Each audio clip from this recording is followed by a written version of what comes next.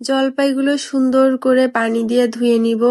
একদম হাত দিয়ে কচলিয়ে কচলিয়ে পরিষ্কার করে ধুয়ে নিয়েছি। এখন আমি লবণ আর হলুদ দিয়ে রাইস কুকারে সিদ্ধ বসিয়ে দিব। এই তো সিদ্ধ হয়ে গিয়েছে। এই দেখুন একদম গা ফেটে ফেটে গিয়েছে। তারপর আমি পানিটা ঝরিয়ে নিব। অল্প পানি ছিল। এখন আমি সবগুলো জলপাই গরম অবস্থায় থেতলে নিব। এইভাবে থেতলে নিলে ভালো হয়। তারপর আমি একটা শুকনো তাওয়ার উপরে শুকনা মরিচ, ধনিয়া, জিরা, পাঁচফোড়ন টেলে নিব। একটু সময় নিয়ে সুন্দর করে টেলে নিতে হবে অল্প আগুনে। লো হিটে আমি এগুলো টেলে নিয়েছি। এখন দিয়ে দিচ্ছি এলাচ আর দারচিনি।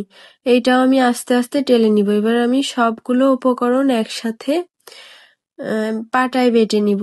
এই তো পাটায় গুঁড়া করে নিয়েছি। এখন আমি কয়েক টুকরো রসুন আমি থেতলে নিয়েছি। এই তো কড়াইতে আমি সরিষার তেল গরম হয়ে আসলে থেতলানো রসুনগুলো দিয়ে দিয়েছি।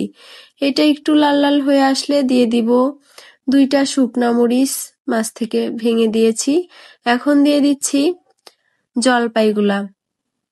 সুন্দর করে এই তেলের উপর এটা ভেজে নিয়ে এখন দিয়ে দিচ্ছি লবণ, হলুদ আর মরিচের গুঁড়া।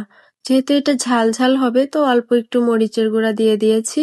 এখন আবার একটু ভেজে নিয়ে আমি আমার স্বাদ মতো আমি চিনি দিয়েছি। এখানে আপনারা গুড়ও ব্যবহার করতে পারেন। তো আমি চিনি দিয়েছি। এখন এই তো চিনি থেকে পানি বের হয়ে এসেছে। আমি এক্সট্রা কোনো পানি ইউজ করি নাই।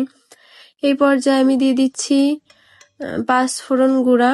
এই তো আমার আচারটা হয়ে গিয়েছে একদম রোদ্রে দেওয়ার ঝামেলা ছাড়া। এখন আমি একটা কাচের বয়ামে এটাকে সংরক্ষণ করব। একেবারেই রোদে দিতে হবে না, এভাবেই থাকবে কয়েক মাস। আসসালামু আলাইকুম।